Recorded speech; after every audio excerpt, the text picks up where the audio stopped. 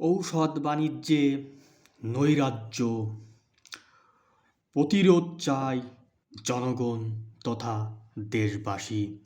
ওষুধ জনগণের জন্য, জনস্বাস্থ্যের জন্য অপরিহার্য, কিন্তু পরিতাপের বিষয় হলো অন্য বাজারি পণ্যের মতো ওষুধ খাতেও বিরাজ করছে সীমাহীন নৈরাজ্য। মানহীন মেয়াদোত্তীর্ণ সকল ওষুধের বাজার ছয়লাভ।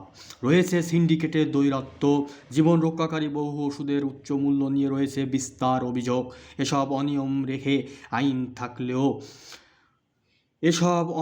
রোধে আইন থাকলেও মাঠ পর্যায়ে তেমন প্রয়োগ নেই। ফলে যে ওষুধের জীবন বাঁচানোর কথা, অনেক সময় সে ওষুধই মৃত্যুর কারণ হয়ে উঠছে। মেয়াদ ফুরিয়ে গেলে নিয়ম অনুযায়ী সেগুলো সরিয়ে ফেলার কথা, কিন্তু অতি মুনাফার লোভে দোকানিরা সেগুলো দেদারসে বিক্রি করছেন। রাজধানীর ঢাকা থেকে শুরু করে প্রত্যন্ত গ্রামেও একই চিত্র।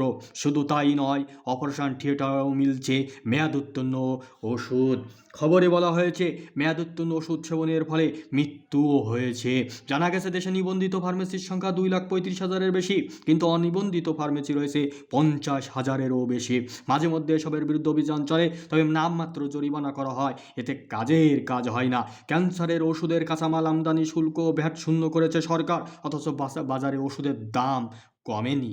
যদিও এই ছাড়ের ফলে ওষুধের দাম 14 থেকে 18% পর্যন্ত কমানো সম্ভব।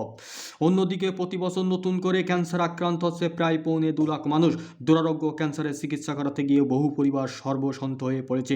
আইন অনুযায়ী প্রেসক্রিপশন ভিত্তিক ওষুধের প্রচার কঠোরভাবে নিয়ন্ত্রিত, তবে এ কারণে ওষুধ কোম্পানিগুলো বেছে নিয়েছে অনৈতিক বিপণন কৌশল। বিক্রয় প্রতিনিধিরা চিকিৎসকদের দামি উপহার দিচ্ছেন, বিনিময়ে প্রেসক্রিপশনে যুক্ত হচ্ছে অপ্রয়োজনীয় উচ্চমূল্যের ওষুধ, যা শেষ পর্যন্ত ভুক্তভোগী রোগীর কাঁধেই বর্তায়।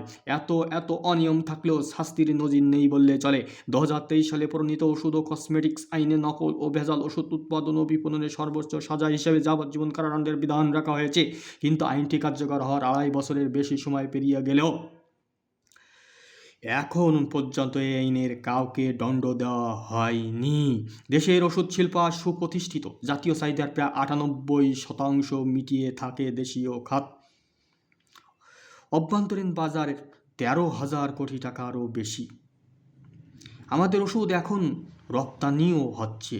কথা হলো, তারপরও এই খাতে এত নৈরাজ্য কেন? আমরা মনে করি ওষুধ খাতে অনিয়ম অব্যবস্থাপনা রোধে ঔষধ প্রশাসনের আরও কার্যকর ভূমিকা নেওয়া দরকার। লোকবল বাড়িয়ে জবাবদিহি নিশ্চিত করতে হবে। জীবন রক্ষাকারী ওষুধ নিয়ে যে কোনো ধরনের অপতৎপরতা বন্ধ করে এর সঙ্গে জড়িতদের বিরুদ্ধে অবশ্যই আইনানুগ ব্যবস্থা নিতে হবে।